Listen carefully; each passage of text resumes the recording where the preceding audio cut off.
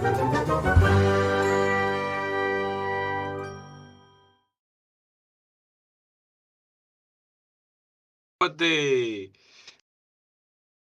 Lee, I think your No, mic mic's on. is Mic's on muted. now. It's on now. Oh, God My mic damn a bit it. closer. I had to switch on two places. To be fair, guys, I was worried we were going to be a little bit late, because of once again, the technical GB news issues that we seem to run across, but we managed to sort them this time. Welcome everyone to the Snowflake Show, Season 2, Episode 16. Yeah. Can you believe it? 16 episodes in this year. And we've got so many more to go through. I'm saying it like it's a bad thing. I'm your co-host regularly alongside. I'm Lee Corn, not Lee Khan. You sure? Not Lee Don't Khan. swear at me now. Don't swear at me. And myself and Mr. Khan over the next hour or so. We'll give you the latest news and views. And we've got some nice positive news stories to share as well. And a funny little moose going on the loose as well. So, which is really good. How are you, Lee? I've still got this cough and cold, so if I start coughing halfway through, then I apologise in advance. How about you? Yeah, not too bad, not too bad. So it seems like my channel's doing pretty well. Good. So thanks everybody who's jumped over there and supported me over there. Really appreciate it. So really appreciate that, guys. So I've been doing that as well as obviously working, life, and all the usual stuff. But who have we got in the chat today, Lee? We have Alistair Kerr here. Hi Snowflakes. Hi Alistair. Susanna V. He's here. Hi everyone. Hi Susanna. Some guy called Reagan Elite. I should really get rid of that guy. Who gave him a spanner? Block him. The Snowflake Show's here as well. Fearless Wolf is here. Hey all. Hi Fearless. Alistair. Hi really. Blah blah. Ginger's here. Hey all. Hi Gingers. Fearless Wolf says only here for the high candidate is Lee. Oh, thank you, Fearless. I love you too. Lefty Motor says hey up. Hi Lefty Motor. Chatty Rat says good evening, folks. Hi Chatty. Ben Shaw's here. Evening all. Hope all is good. Hi Ben. Wouldn't be the Snowflake Show without some difficulties, says Lefty Motor. Yeah, that's right. Yeah, always. Still a bigger production value than GB News. That's true. Thank you, Fearless. Roy Sheen's here. Hi Roy Sheen. Kendra's here. Hi Kendra. Good evening, everyone. Duke's here. Festering in the dark. Come to the light. Daily Blaze's here. Hi Daily Blaze. Good to see you. Thanks for coming along. Thanks for giving us a bit of a plug on your show as well. That was really kind of you. Yeah, so missed out. Yeah, well, I've been stuck at work, and then obviously I find out as we're setting things up. Oh yeah, Daily Blase did a live stream today. I was like, what? I didn't know about it. Yeah, Lefty Motor told me, so I was like, cheers. Missed out on that. Yeah, and that's it so far. Hello, number 3. I don't know if you mentioned number 3. Oh, number 3. Sorry, I'm missing number 3. Sorry, number 3. And so Larry the cat is here. Love to the Thanks, family. And love to everybody who's turned up here today. Appreciate it. Let Lee doing all the shout outs, of course, today.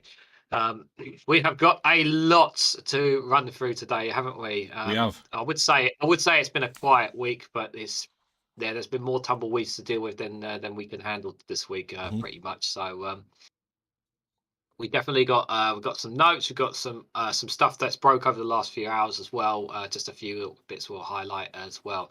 But Lee, a little video as well from me. And a little something special that Lee Corn has been working on for a few hours today. Bless his soul. We'll definitely have a look into that as well. So let's crack on and go right into the notes, guys. It's the news.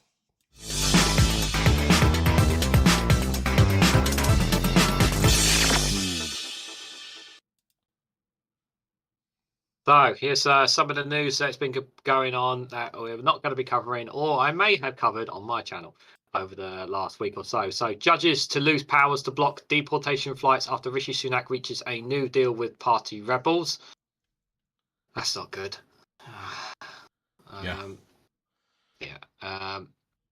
The next one Sorry, I was controlling that, aren't I? Yeah, you're in the power. You got the power here. So Absolutely. it's obviously we had the emergency alerts. Did you all have your emergency alert? Because I did, even though I turned my phone off to try and avoid it. I still got the emergency alert. Shame on me.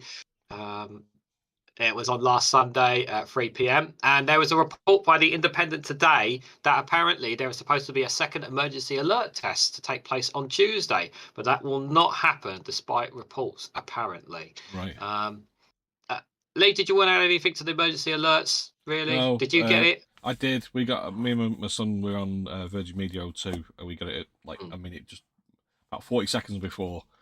My wife's on 3; she didn't get it at all. So I know that 3 had a lot of So issues. probably different networks were getting Yeah. it and not getting it. I was in a cafe with my partner when it went off, and it was absolutely hilarious seeing the reaction of some people who had no idea what that was and what was going on. A bit of swearing and after-bargy I heard. Yeah. So it was a bit funny. It was a bit funny for that from that point of view. But yeah, some people it did. Some people it did work. Some people it didn't. Interesting. That's to say the least. So. The next story is I know it's from the Telegraph, but I just think it's worth looking at it. Hackers could learn to send fake terror threats on YouTube, warns experts. Protesters following a video tutorial created by US computer academies to highlight new emergency alert system vulnerabilities. So potentially, this emergency alert could potentially be vulnerable, allow potential hackers to access our phones. So I thought it might just that headline itself. Again, I know it's Telegraph; it's not the most trustworthy, guys, but I thought just that in itself might be just worth keeping an eye out if there's any more developments on that story at all. From the Guardian, Steve Barclay accused of trying to silence nurses through legal action. I'm sure you guys have been aware that's been going on for quite a while.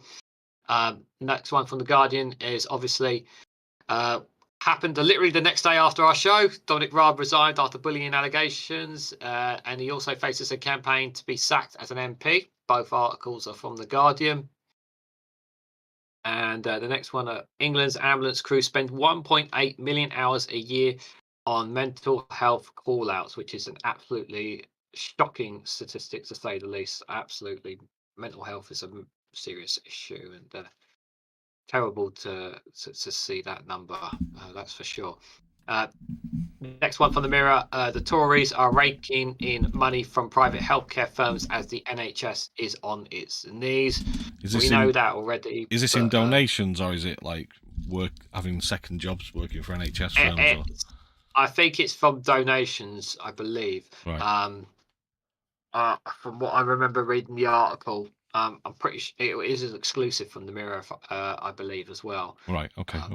We'll get a link for that. And next one, CBI president said it failed to filter out cultural toxic from its ranks. I've got a shorts video on my channel if you guys want a little bit more information on that. I think I don't know whether CBI will exist this time next year by the way it's going. So probably not. No, probably not. It really is falling apart. This one regarding elections, election greeters mean. If you guys want more information on that, you could check out my shorts video on that. It's enough to emphasize. So what they're basically saying is that people who get so it's going to be different everywhere in the country, basically. But some people who will get turned away for not having ID may not be counted as people who didn't turn up to vote, basically. Yeah, people who turn up they don't actually get into the. They get to the greeter at the front door. Some places it will, and some places it won't. If you haven't got a greeter, if the council doesn't assign a greeter, then they'll get turned away when they actually go to vote.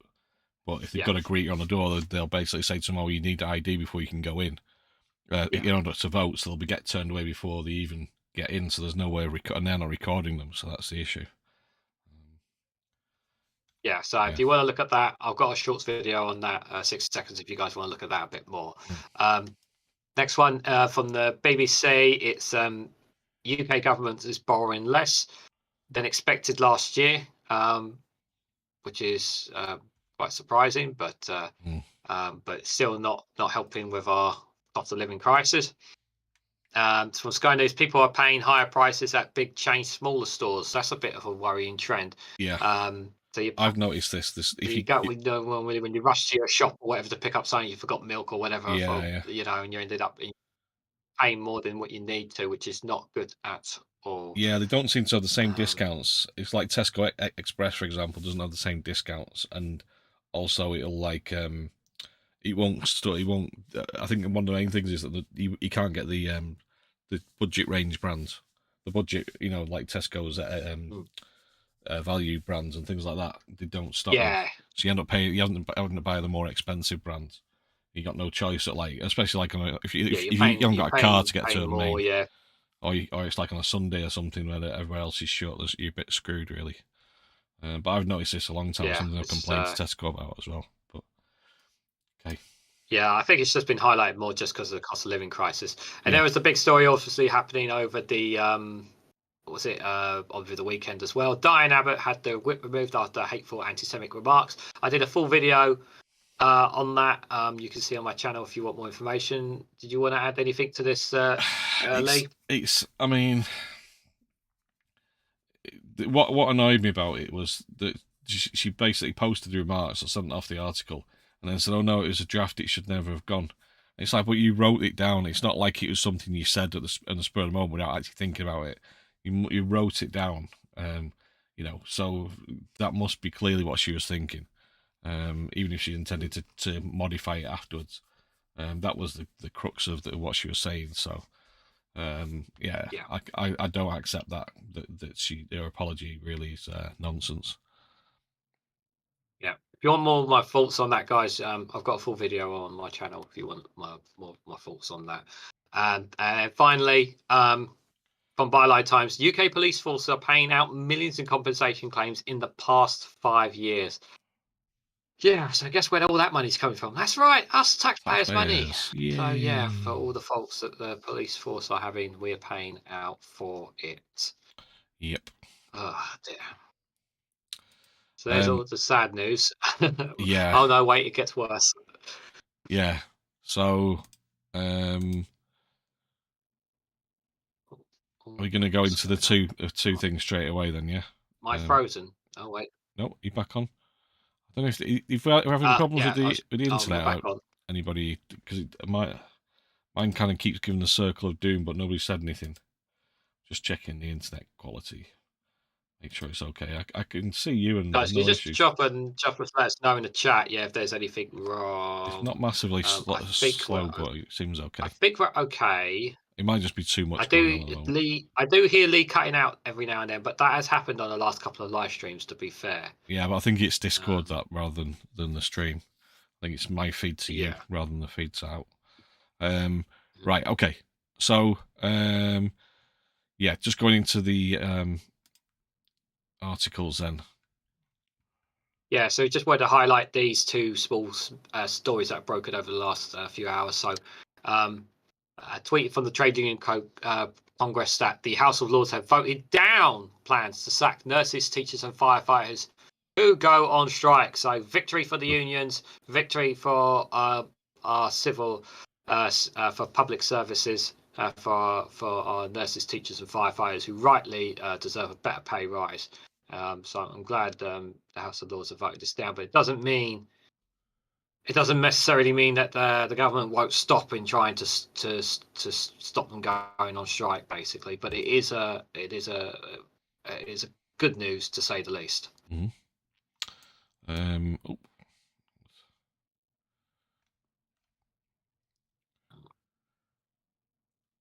And then the Tories, the illegal migration bill. Yeah. The Tory MPs have passed the illegal migration bill, which will now progress to the House of Lords. 289 to ayes, and the noes were 230. Yeah. So yeah, let's see about the parties. Yeah. So basically, all Conservative and the Alliance Party voted for it. Alliance is Northern Irish, isn't it? But so 282 Conservatives. It might be independent. Sorry, independent. 3 independents. Yeah. For the ayes. obviously Labour voted to no. Same with Liberal Democrats, Greens, and SNP. But yeah, obviously those independents were the three that are suspended by the party at the moment, aren't they? Could be, yeah. Yeah, probably the Tories. So yep. So yeah. What's the chat saying, Lee? I'm sure there's a lot of comments. Or did you want me to? I'll let you do it because I'm choking a bit. Okay, let me just scroll up to see what we got. Everybody saying hello to everybody. Love to the family. Democracy is dying, folks. Says number 3. After vote says no good. Here says I switched it off. Only 60% got alert. More money spaffed up the wall. Evening all. Hello, Duke. Hello, Charlie. Good to see you there. Oh, the screen's jumping a little bit there. I think Lisa's having. Sorry, that was me. Democracy dies. That's all right. Democracy dies in darkness from the Washington Post. I think. Who owns that now? Oh, it's Jeff Bezos, isn't it? Who owns Washington Post? Oh God. Yeah. Just who is this Prince Andrew who is hiding cash? Says number 3. Oh, we'll have a look in a mo, won't we? The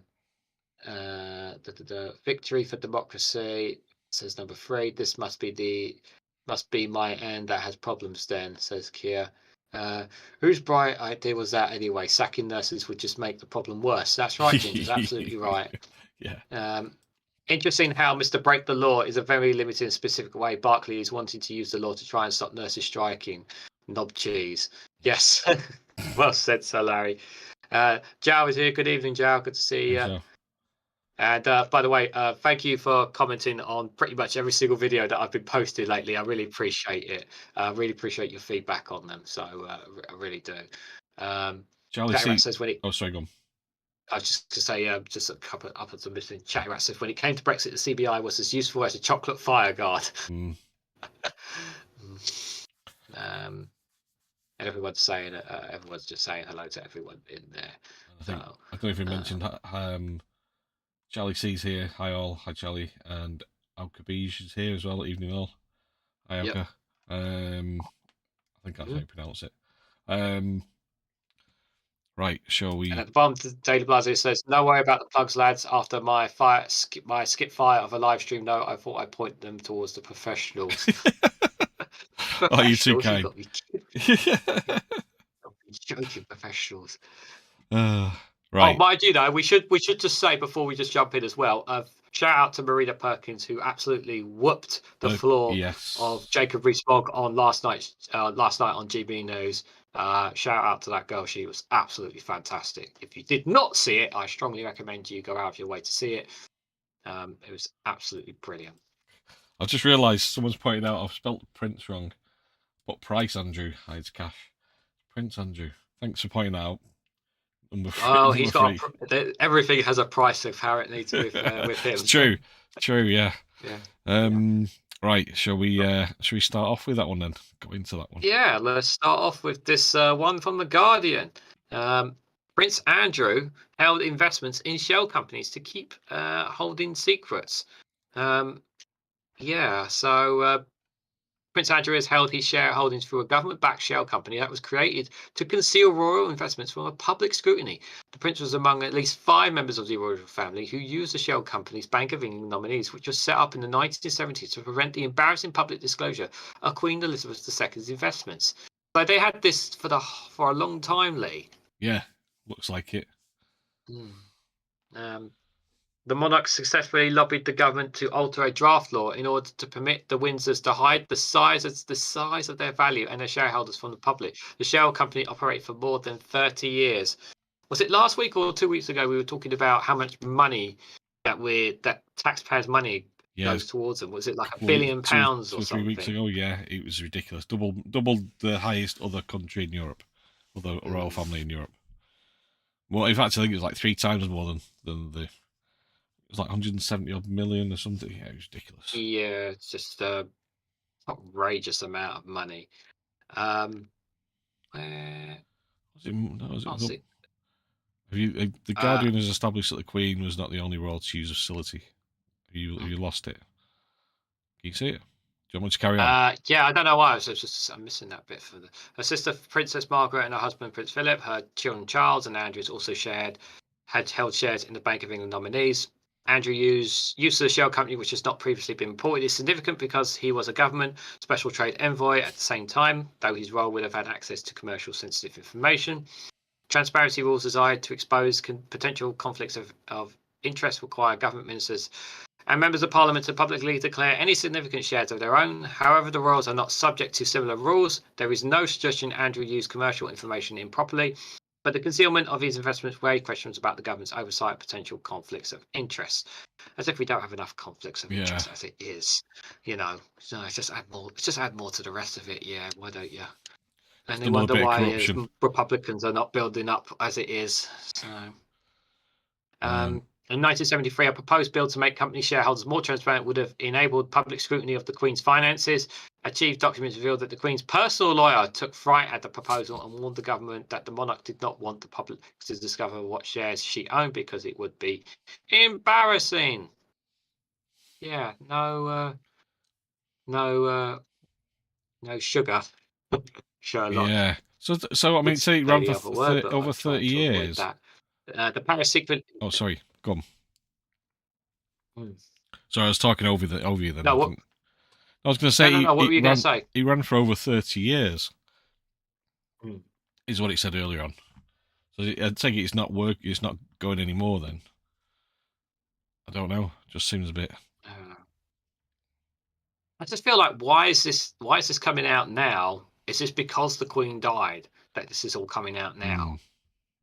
That's kind of like my thought process. Well, 73. Well, 73. So there's like a limit on how long they can keep stuff secret.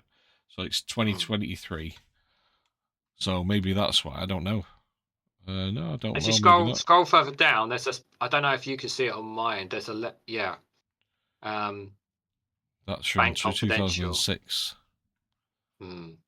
Agreed to provide Section 212 and 216 of the Company Act 1985. In May 1990, Bank of England nominees agreed to provide the security estate on annual basis with up-to-date details of exemptions granted to the BOEN. Bank of England nominees. Bank of England, yeah. Nominees, yeah. Bank has undertaken lengthy exercises in latest review, which has allowed the bank's legal unit to review the undertaking that are sought from agents and beneficial owners, agents of trust and trustees, investment managers, agents, to ensure these are still appropriate. We have contacted the investment managers and authority agents of exempt persons to establish whether the undertaking still remains current, whether shares are still held in the Bank of England, and whether any of its principles have changed. So this is for Part 1 beneficial owners for deletion, HRH, the Princess Margaret, and whoever that was, trustees of Prince of Wales Children's Settlement Fund. Now there's 14 pages there. Is there? Duke of York Settlement. Oh yeah, that's it. That's the one, Duke of York, because that's Prince Andrew, isn't it? Yeah, there's quite a lot of pages here. We're not going to be able to go through them all, guys. But all of them. Oh look, it lists the Queen, Duke of Edinburgh, Prince of Wales, Duke of York, Duchy of Cornwall. Yeah. Okay. I wonder how the Guardian got their hands on this, guys. Yeah, because it just looks like it's been dodgily photocopied, doesn't it? Yeah. I'm saying by the Guardian. Yeah, it doesn't say. Oh, it's wound up. There you go. Wound up in 2011 by the government after Whitehall officials described it as anachronistic and difficult to defend. Even the Tories couldn't. Even the Tories in 2011 couldn't cover this one up. The documents do not specify which shares were held by each of the royals nor their value. No, that one just has bearings, and then Coots. In 2011, Vince Cable, the then business secretary, scrapped the scheme. Before he did so, his officials advised him to call the Queen's most senior advisor. Looks like potentially Vince Cable was looking into this potentially. I will put the article on Discord for you guys to have a look at. I strongly recommend having a look at it yourselves. But yeah, more taxpayer money going down the drain, as if we didn't already knew that already, guys. Yeah. So Larry the Cat says, does non-sweaty Andy have shares in Right Guard? He's still like the Lord of Inverness as well, which is there's a campaign to have him removed that title as well, which is absolutely ridiculous over in Scotland as well. Ben Shaw says, I think she was fine with embarrassment after having kids like that. I'm taking me in the Queen. After Andrew and Not My King says Alistair Kerr. Alistair. Jack Rat says Republic's a better value for money. Yeah, I agree with you on that. Well, there's going to be more than 100,000 of them that come the coronation this Saturday. Is it this Saturday? I'm not paying any attention to it. Oh no, not 100,000. No, next at week. Least 1,000. At least 1,000. Sorry, not 100,000. I'm definitely exaggerating. No, that's not what I reported in my shorts video. It's not this. It's next weekend. It's not this weekend. Coming the weekend after. Oh, brain's going. Yeah. But be scrambled, guys. It might be these lights that are in my face. That's It's me going, you need some lights, Reagan. You need some lights. Yeah, he told me I needed lights, guys. So I've got 2 lights. I've got one on the left, one on the right. And now it's just blinded me, guys. I got one. Literally, my camera is right under the light. So when I look at my camera, it's just like blinding. But yeah. Did you see Phil Morehouse yesterday on I don't know what he was doing with his setup yesterday on I couldn't. I had to go to work earlier, so I missed it. On the morning roast, it was he just looked pale as hell. Right. Anyway, let's move on. It's going to be a long stream today, guys. Yeah, we've got a lot to get through. So yeah, this one's not. We won't try not to talk too much of it, but basically it's more government doing more dodgy stuff. So if you guys know, I've done a few odd videos here and there, short videos on Uganda with regards to anti-LGBTQ rights. But the UK government is apparently funding the anti-LGBTQ and organisations in Uganda, says a report. The government has been helping to fund the work of virtually homophobic religious organisations in Uganda, whose leaders have backed a proposed law that would make identifying as gay as a criminal offence.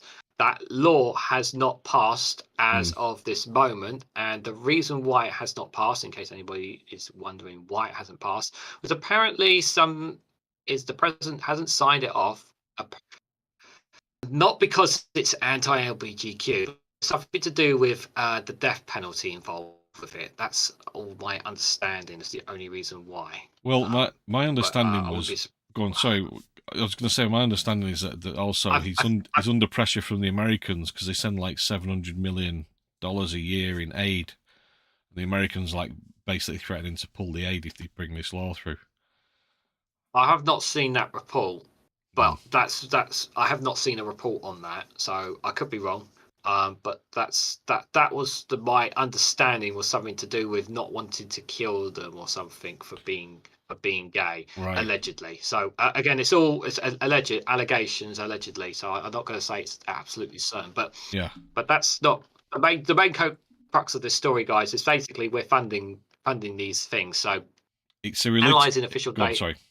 I'm just going to do this little bit. Analysing official data given to the International Aid of Transparency Initiative, the IATI, the report by the Institute for Journalism and Social Care, found a staggering number of connections between the anti-LGBTQ and organisations in Uganda and international aid donors, including the United Kingdom. So it's not just the UK, apparently.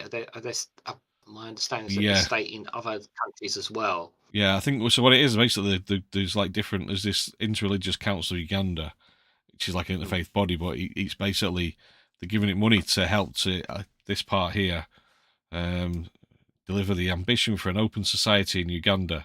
Meanwhile, this same organisation that the government is giving them money to make an open society in Uganda is anti-LGBTQ plus, and is basically using that money then to fight against this and to help support this new law going through. So, or using it for propaganda purposes. So, I mean, I think government should be very careful giving money to religious groups in the first place. Well, that's just my view. So it says that you were saying about America. It says further down, obviously, that that they're under pressure from the US to veto the bill and Yeah. repercussions in an economic way.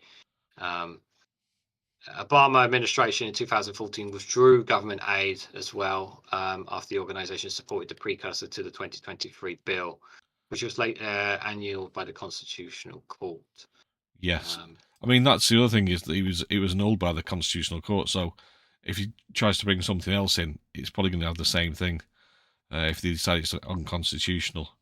But I think the fact that they did what $950 million a year from the US in aid, they're going to be a bit screwed if they don't accept that.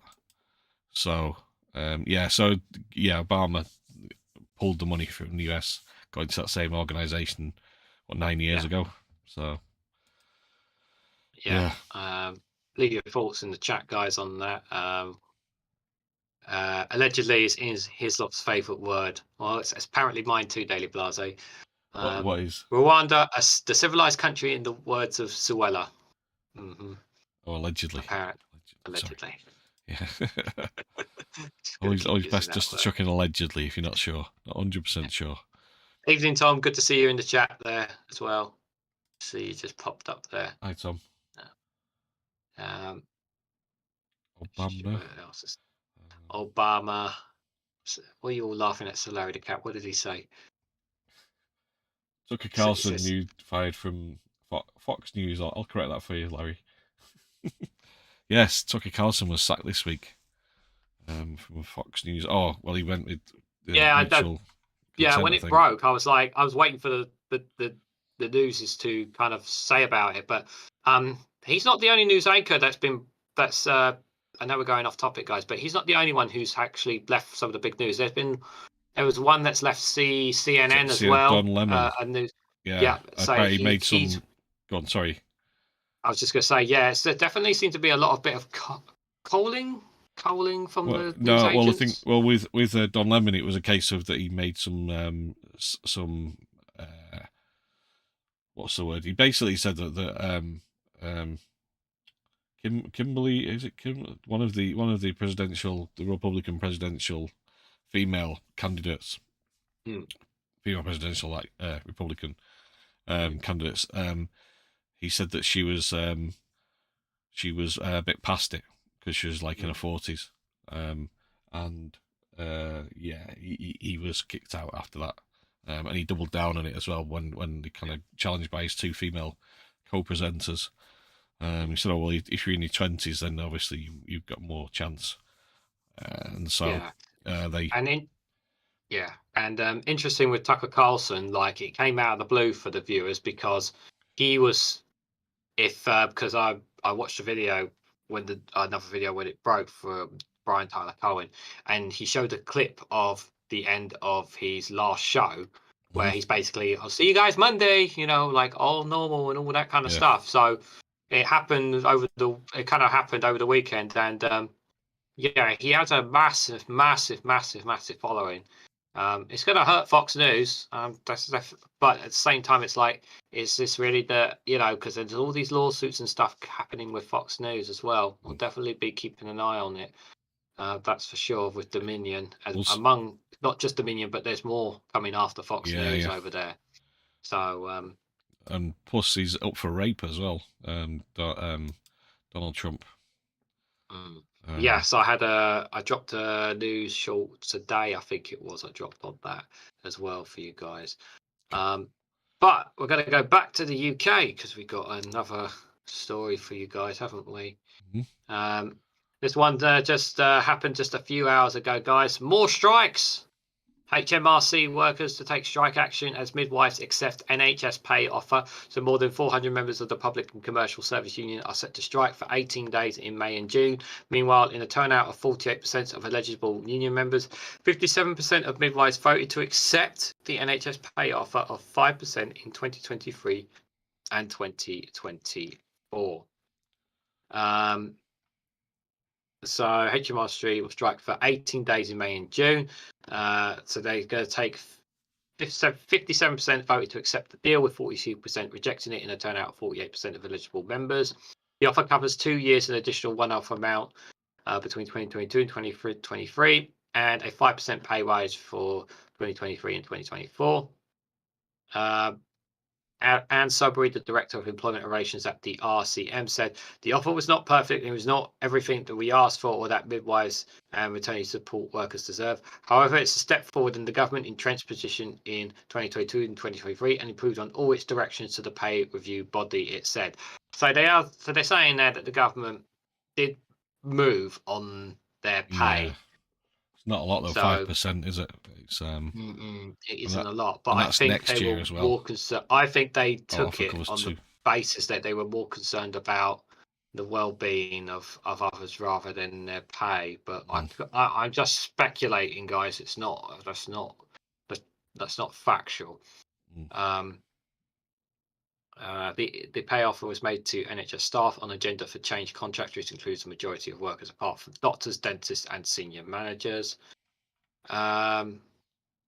I'm just seeing where it's showing the. So Royal College of Nurses rejected the offer and set up plans for more strikes. And the Society of Radiographers in England also voted against a pay deal. So there's still some more to come on that then. Yeah, I'm just trying to see what they're not saying anything about the HMRC in this article. Where is it? There we go.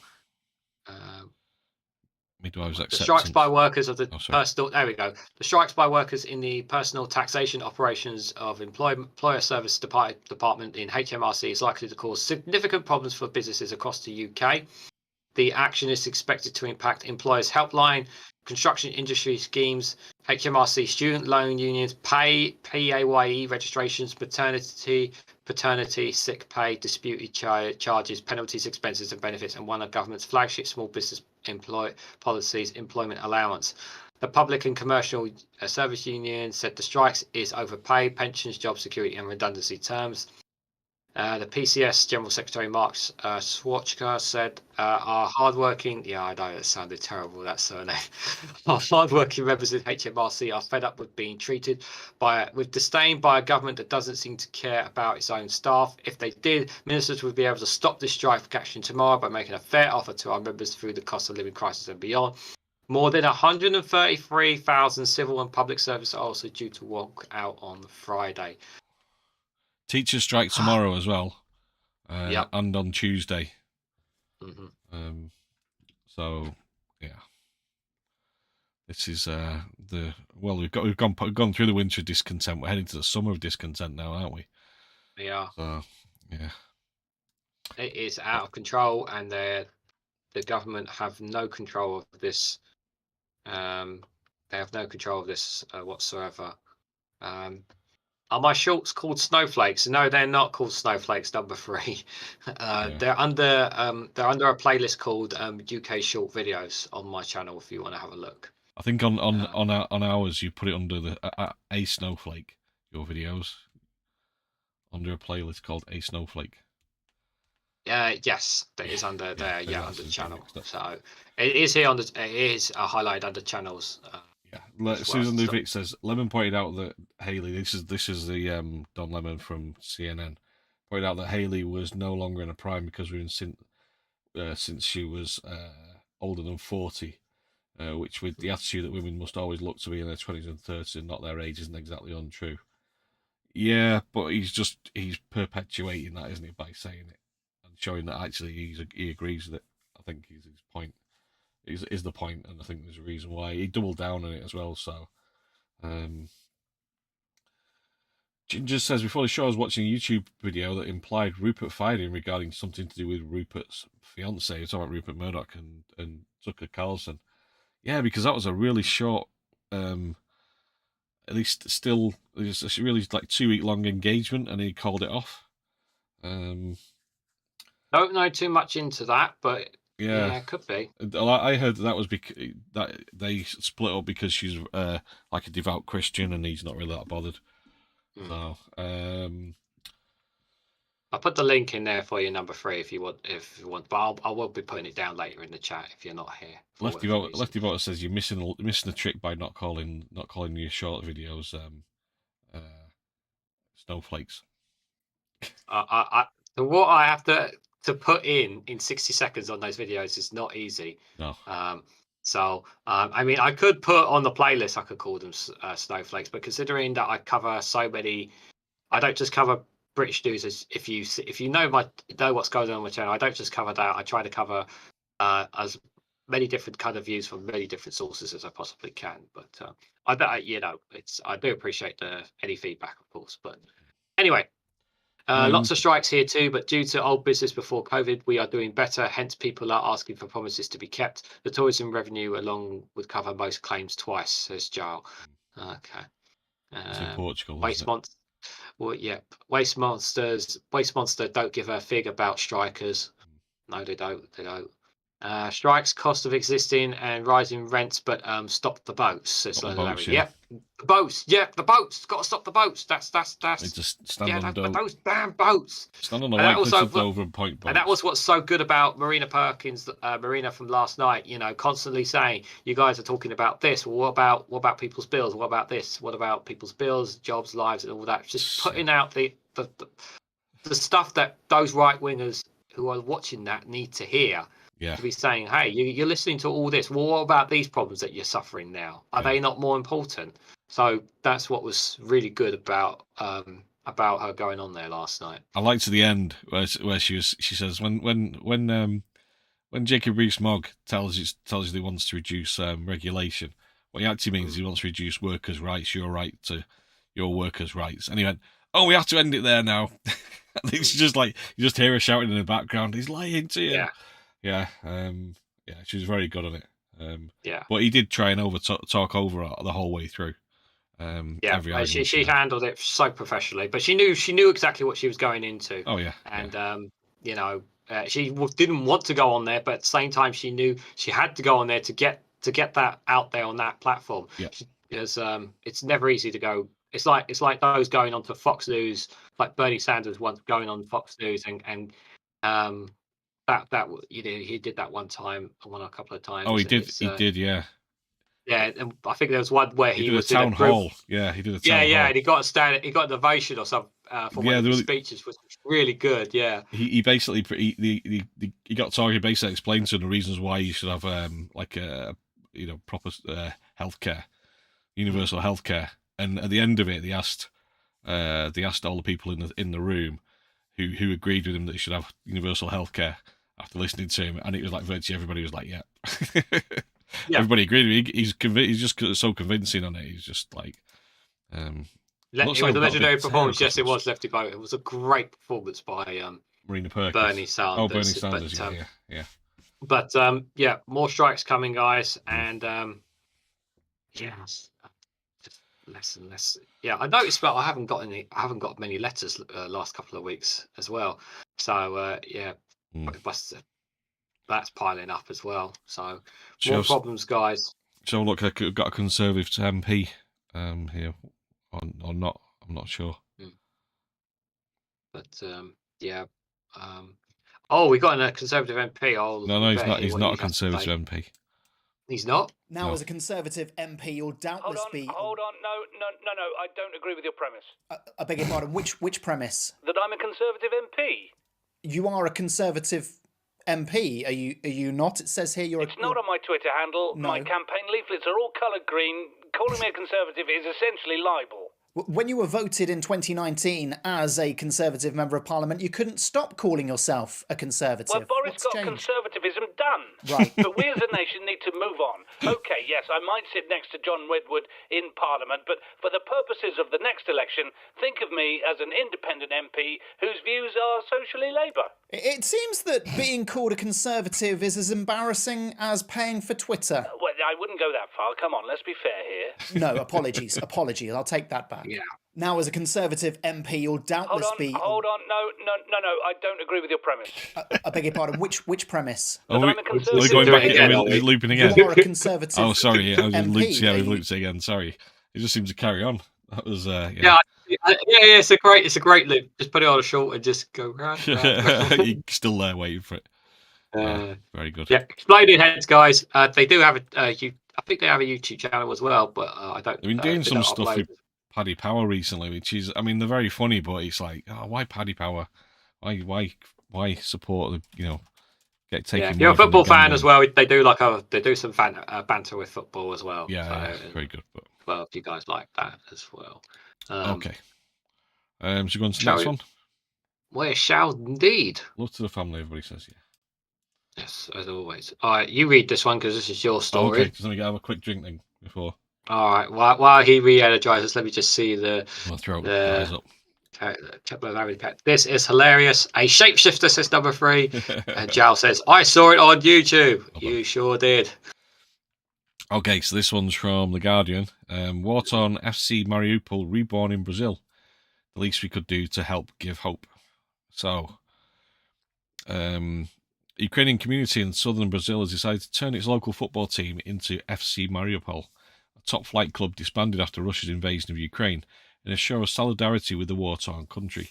AA Batel, a team in the Prudentopolis region, my turn this time, in Parana, said on Monday they'll take on Mariupol's kit, crest and logo a year after the Ukrainian club's facilities and stadium were destroyed in the invasion, which Moscow calls a special military operation. The club represents the identity of our community, and our community is more than 70% Ukrainian and Ukrainian descendants, said the AA Batel president Alex Lopez. Ukraine has always been incredibly supportive of great Brazilian football talent and became an important gateway for players turned to the European market. This is the least we could do to help keep their club alive and give hope to Ukrainians all across the world. Andriy Sanin, vice president of the expanding club, said, "We're so grateful for this warm welcome by AA Batel. The war has been devastating to our city, but to have this football team from halfway around the world offer to keep your name alive during this dark time in our history is impossible to express how much this means to us." Ukrainian Premier League club Mariupol have previously competed in the qualifying rounds for the UEFA Cup and Europa League, most recently in the 2019-2020 season. There you go, short one, but very good. They've taken on their kit and everything.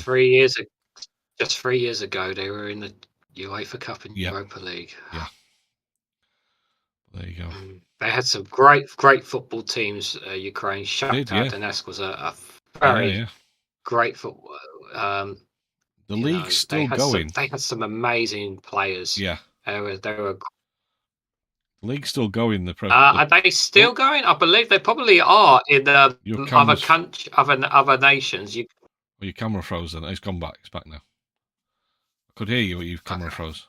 You okay? Can you hear me? Oh, I can hear you. I could just see me and you as pixel art. I think your internet must have gone a bit. Because it just seemed to drop. It looks like it. I think it's okay now. Yeah. But no. Sorry, what were you saying about Shakhtar? Yeah, I was saying the league's still going. That they play behind closed doors, and at times, like if an air raid siren goes off, you have to go inside, go to the shelter or whatever. But they've kept the league going. So because it gives entertainment to the population as well. So, and also kind of some sort of normality, I suppose. More on the western side of Ukraine, if they could do anything. Yeah. I think most of the team. I don't think Shakhtar Donetsk haven't played in Donetsk for for like 6 or 7 years now. So yeah. It's a nice story that to keep the club alive. So hopefully this will be the year the city will be liberated by Ukraine. Cross fingers. Yeah, well, yeah, things are kind of moving a bit there. We'll probably update next week or upcoming. Yeah. Right. Next one. Yep. So we got one good story to 2 good news stories, guys. This is a lovely story. So, a man with autism creates tiniest handmade sculptures that fit in the eye of a needle using a microscope. And yes, there are pictures to see as well. Willard Wigan, a British artist, creates one of the world's most mind-boggling masterpieces by sculpting the tiniest handmade sculptures. Even though Willard has sculpted for 60 years, you could hold all his work in one hand. He uses a microscope and homemade tools like hypodermic needles, shards of diamonds, and human eyelashes to craft his art. These tools are so small they are almost invisible to the naked eye. Willard started sculpturing at age 5 to avoid mockery from his elementary school teachers and peers. Wigan experienced discrimination as a child due to his dyslexia and autism. He started making miniature sculptures with astounding precision, utilizing his introversion and high metal attention per far out. He said his initial motivation for making such the tiniest handmade sculptures was probably to deflect criticism. Mockery, criticism cannot hurt him if people can't see his art. Willard's sculptures gradually shrunk in scale throughout the years, but they more than made up for in creative beauty. In 2009, he was invited to appear as a guest on The Tonight Show with Conan O'Brien to present his work. By the early 2000s, when Willard was in his mid-30s, he had started to establish himself as a prestigious expeditions. His tiniest handmade sculptures frequently rested on the end or eye of a needle, which is well known for his rendition of the Leonardo da Vinci The Last Supper, in which he fit it within the tiny eye of the needle, with each discipline roughly the width of a human hair for scale. So if you scroll down, there's a look at that. Wow, that's amazing. Absolutely insane. Yeah. Most of Willard's creations are sculptured using microscopic or sands or microfibers and a tiny needle-like chisel held up to a microscope. On such a small scale, he said, even the rhythm of a heartbeat must be considered, and complacency may ruin a sculpture. We're talking so tiny here, guys. That being said, he has learned to regulate his breathing, heart rate, and neurological system to guarantee he does not disturb the delicate artwork in any way. By calming his mind and emotions via meditation, he can lessen the shaking of his hands. Look at his hands there. It's just I'd be like all over the place, me, if I was doing anything like that. Even just trying to put a piece of cotton through a needle is like through the eye of a needle. Yeah, doing it, just giving him a peace of mind is what it does. You know, it's just it's a form of I would say even a form of pleasure for him, because it allows him to switch off. Yeah, he says my artwork drives me crazy, but the glory is when I finish it and other people see it. Yeah, breathes from fly's wing might blow one of the sculptures away. Wow. Yeah, sometimes I find myself in unpleasant situations where a fly may have flown under the microscope and the breeze from the fly's wings may blow one of my sculptures away, says Willard. My artworks drive me crazy, he admitted, but the glory is when I finish it and other people see it. His work means a lot to him, but it is not a stress-free profession. Wigan will often spend many weeks labouring a single sculpture for up to 17 hours per day. Yeah. Because of my autism, which allows me to have extremely of insensitive behaviour, I will use that behaviour as a fuel. If I never have this condition, it wouldn't be who I am today, Willard said. In an interview, he candidly shared that he accidentally inhaled an Alice in Wonderland sculpture when his phone went off while working. He then lost another between his fingerprints. Oh my God. Wow. He inhaled it. They probably use so small he just wouldn't even notice. Willard holds two official world records for the tiniest handmade sculptures. His first world record was for a little 24-karat gold motorcycle in 2013. Look at that! Wow! Look at that, guys! Wow! In 2017, he beat himself again by building a human embryo out of carpet fiber, setting a new world record. The sculpture was 0.05388 millimeters. That's 53.88 microns wide, and was housed inside a strand of Wigan's bearded hair that had been hollowed out, according to the Guinness World Record. Wow! Look at that. That is tiny. That's incredible. Inside. He hollowed out his own hair. He got a strand of hair, hollowed it out. My God. So Larry the Cat he was also honoured. Go on. So Larry the Cat says that's something sausage fingers will not be doing. Yeah. No, I don't think so. As well. He was also honoured for his work in art and sculpturing with the Most Excellent Order of the British Empire, MBE, and a Doctor of Arts degree. Willard presented the Queen with a miniature replica of her crown that fits on the tip of a 2mm pin as a token of his appreciation. Oh, so he even got to meet the Queen as well. Look at that tiny little crown. Yeah. Look at that. It's insane. Oh, wow. Every gallery hosting an exposition of his work provides microscopes so visitors can examine the pieces intrusively features up close. They Oh, must wow. have them like sealed, because if they're so tiny they could blow away or anything. You know, people just accidentally knock the table and it'll disappear. Oh, of course, Ant-Man would be his Marvel character. Wigan showed off a little Ant-Man sculpture and some of his own scaled-down art during the London premiere of Ant-Man in 2015. Oh, of course. But of course, he had to do a little Ant-Man. I like that. He's got like cool little like microscopes inside like glass bowls. So, that is awesome. Yeah. Additionally, Willard engaged in fundraising and collaborations. One of his creations is a miniature guide dog that was auctioned off to benefit the education of guide dogs for the visually impaired, according to Nerdist. That's awesome. I love that. Oh, that's amazing. That's so cute as well. He also has an online store with a selection of his tiniest handmade sculptures where you can buy a night trainer in the eye of a needle worth £87,000. That's $108,000 for those in America.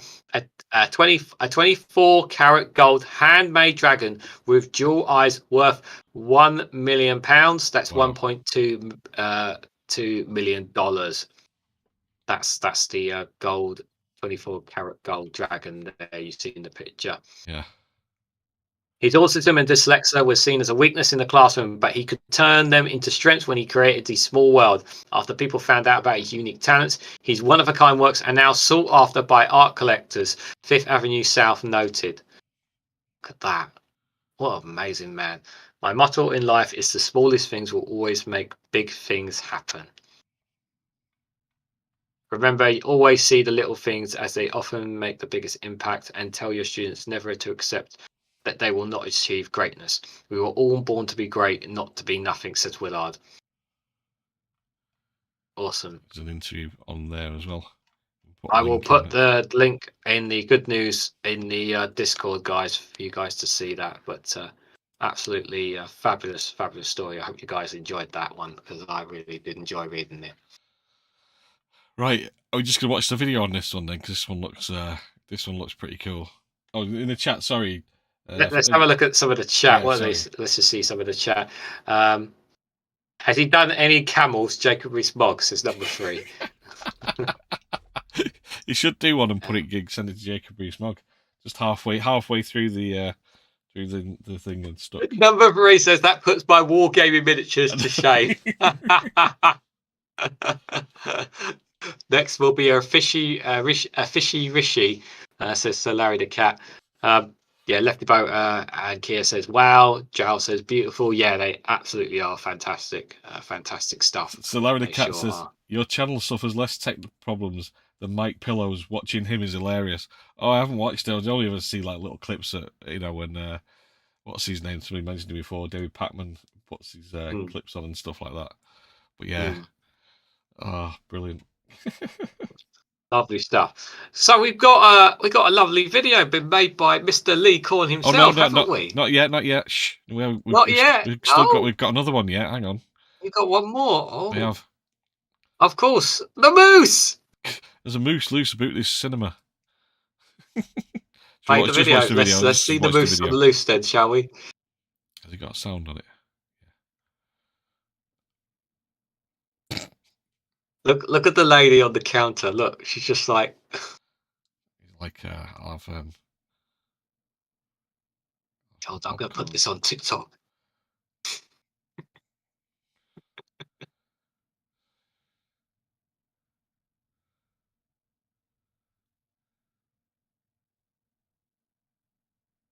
How did it get in there? Like. Dropping most of it on the floor. Oh, I know. Like, yeah. Letting that food go to waste. Thanks for the popcorn. You must have been anything. Missed the film. Missed the film. Maybe you wanted to see like Trolls 2 or something. You didn't have it.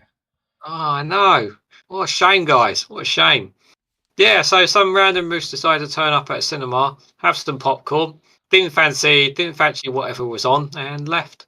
Did you have you seen this one? Sorry, I just noticed this one. I watched this the other day. Have you seen this one, the Black Bear and the Sun Lounger? Just do this one. It's really short. Yeah, go on, dude. It's just. Oh, it's got sound on this one as well.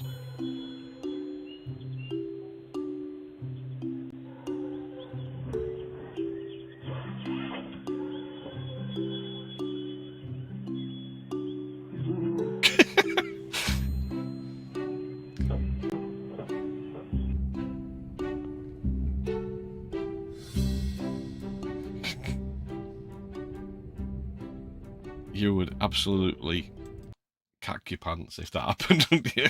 It's like... It would, but there is that famous bear where he's got in a chair and sat next to someone.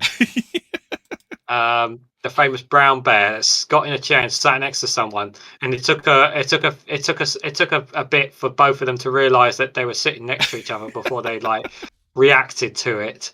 But it was hilarious, to say the least. I don't know if I need to find that video, but yeah, bit of funny banter there. Yeah. Let me guess, Bambi wasn't on. No, Daily Blase.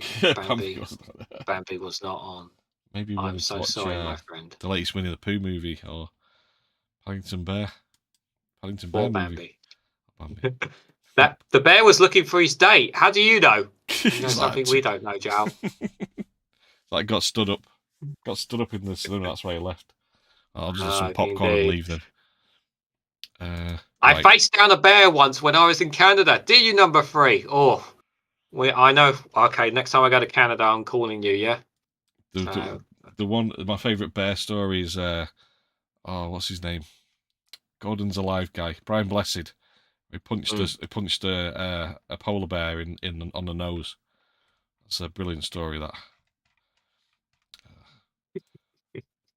Right. We are over the time, but we have, I've spoiled it already, haven't I? Well, no, we have got one more video actually, which you'll do before my video, I think. Okay. Certain Tory MP kind of look-alike with a dodgy wig.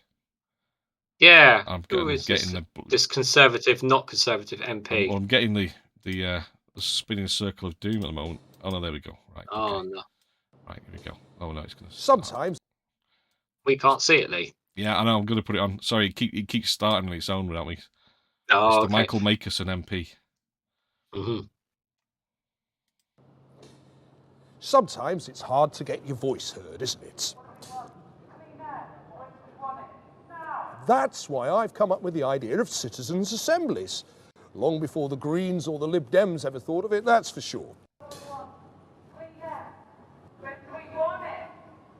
A place where you, anyone, could come along and discuss and debate key issues and come up with exciting new recommendations and plans for politicians to take a note of. A civilised, orderly space where you can exchange views in a kind, loving way. Mikey. Out. Look, can you shut the Can you just shut up for a moment? We're trying to film here. You can cut that bit out, right? Right, where was I? Yes.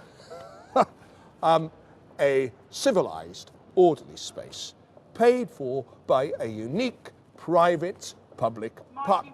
Right, that's it! Ow! And that's what I think of your stupid bloody megaphone! Apologies for the language. He seems like a nice bloke. Yeah, he's done. This guy's done quite a few videos recently. Yeah. So let me just get his YouTube. It's called the. I've got the link here actually. Give me 1 sec. I'll put it in the chat for you guys. He's got very, very, very few subscribers. So give him a look. You might like his stuff. He's quite new. If you enjoyed that, you might like. Yeah.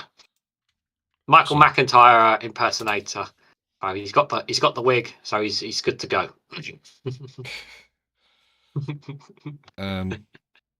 Right. Well, it's showing from there, but there you go. Right. So, hang on. Sorry, that was starting. Right. Did you want me to do? Did you want me to do the plugs and then your video? Yeah, let's do that. Yeah. Okay, guys. So obviously we've got one more video for you guys, a very special video by Mr. Lee Corn himself. But before we just go into that, just want to say a massive thank you guys for coming along for the show. We hope you enjoyed the funny news, the positive news, and some obviously the usual news, of course. We really appreciate all your support. Obviously, if you guys can hit the like button, that would be really helpful, guys. If you could also share this across the other social media platforms, it would be greatly appreciated. And also, if you hit that bell notification icon, you'll be notified of when we go live. I also have my own channel, which I will put in the description momentarily, where I also got content on there for you guys to check out. Also, we have our own server called the Snowflake server, which is completely free to join. We'll put a link in the description in the chat for you guys as well, where we do games nights, movie nights, and we've got music night event every month as well. And we also highlight events when other YouTubers got shows, got live streams, such as Max every Tuesday and Friday, or Labour Social, where Graham or Phil are doing a morning brew, or Phil from A Different Bias is doing a live stream on Saturday evening. Or, for example, PMQ is being hosted by either Graham or Big Madge. So there's always lots of stuff going on the server, which you guys are free to join. Did I miss anything there? I don't think so. Well, good. Right. Good. I think I've got everything right this time. Yeah, I'm trying to plug so much, guys, in a very short space of time. Sorry. And while Lee continues to play with buttons, as he always does, because he can't help playing with buttons. I'm surprised he hasn't pressed the intro button yet, guys, because he does like to do that. But I'm just going to put it there while Lee just makes sure everything is in order. So there's a link for my channel, guys. If you guys want to have a look and check it out. I do upload plenty of shorts videos, at least maybe 3 to 4 more or so a day. As well as I'm uploading some YouTube stuff, main YouTube videos for you guys as well. I might have a live stream of my own possibly next week as well. No guarantees, but I might have one next week as well. Just keep an eye out for that as well. Lee, are we good to go, my friend? Good to go. Shall we? So thanks for coming. Hope you enjoy this video. It took a fair bit of editing to do. So I really do hope you enjoy it. And until, well, we'll see you in the after show chat. If not, we'll see you next week. I forgot the after chat. Yes, guys, we have an after chat, so we'll be hanging around in the Snowflake after chat, so you guys could hang out with us and talk about anything you want. Yeah, I've lost a window with YouTube on it, so with the live stream. Oh, there we go. Right, I've got it now, so I know we're going. Right, Lee Khan, yes. Right, are you ready then? So this is an exclusive first look at a new video. It'll probably be tweaked a little bit before it goes live, but I'll probably put it in live next couple of days.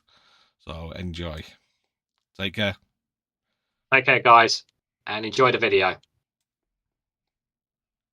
Hang on, I'll get there. There we go.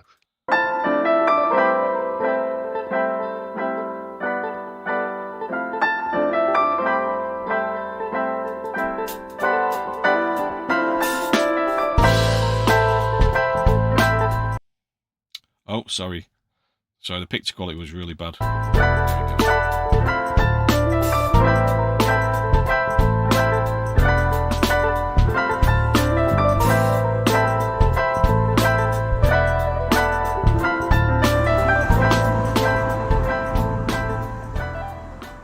Phil, I'm a volunteer at Stockport Hydro. My background is in engineering. I was a design engineer for 38 years. And this helps me keep my hand in engineering wise, and I feel as though we're doing some good. We're a community hydro project. None of us are paid. Everybody that works here is a volunteer.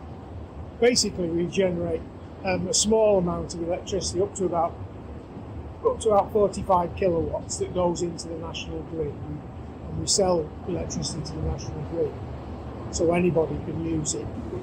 We specifically sell it to a company called Good Energy. Excess profits go back into the community. This year in March we gave £8,000 to various local charities, so we feel as though we're doing some good.